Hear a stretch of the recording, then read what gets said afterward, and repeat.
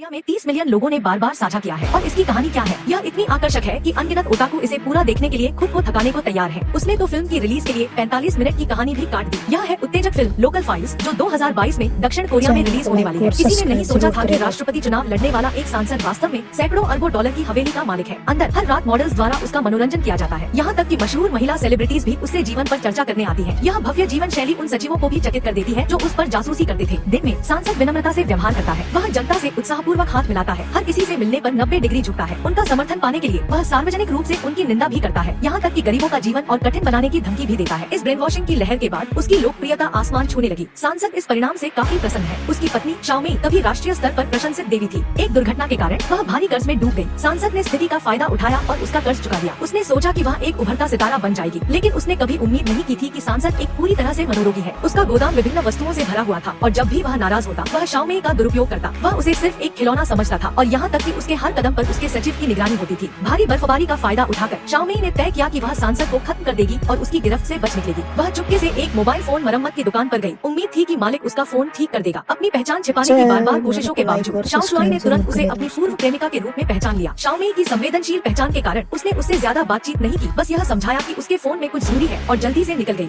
Xiaomi की पहचान जानने के बाद शाओ शुआई ने फोन को ठीक करने के लिए और भी मेहनत की, लेकिन जब उसने उसमें छुपा राज देखा तो उसका चेहरा बदल गया। पता चला कि शाओमी की जिंदगी उतनी अच्छी नहीं थी जितनी उसने सोची थी। अगर यह बाहर आ जाता तो उसके पति की प्रतिष्ठा जरूर बर्बाद हो जाती। तो जब शाओमी अपना फोन लेने आई तो शाओ शुआई ने उसे 5 मिलियन युआन की पेशकश की। उसकी हैरानी की बात यह थी कि शाओमी बिल्कुल भी लालच में नहीं आई, बल्कि उसने उसे चुप रहने के लिए अतिरिक्त 30 मिलियन युआन भी दे दिए। शाओ शुआई इस बड़ी रकम से खुश होने के बजाय शाओमी की दुर्दशा के लिए सहानुभूति महसूस करने लगी। वह चुपचाप खड़ी नहीं रह सकी। उसने इस मामले के बारे में अपने दोस्तों से बात की। जब सुना कि अभिनेत्री एक पूर्व सेलिब्रिटी थी तो दाहाई ने अपनी दिलचस्पी जताई। इसलिए दोनों एक इंटरनेट कैफे गए। जब सेलिब्रिटी वॉशरूम में थी तो उन्होंने अपने कंप्यूटर से फोटो ऑनलाइन अपलोड कर दिए। उम्मीद थी कि इस स्कैंडल का फायदा उठाकर कलाकार को नीचे गिरा देंगे, लेकिन उन्होंने कलाकार को कम आंका और फोटो जल्दी ही डिलीट कर दिए गए। शाओमी इसमें फंस गई और एक बार फिर कलाकार के दानवीय अत्याचार का शिकार हुई। शाओ शुआई को पता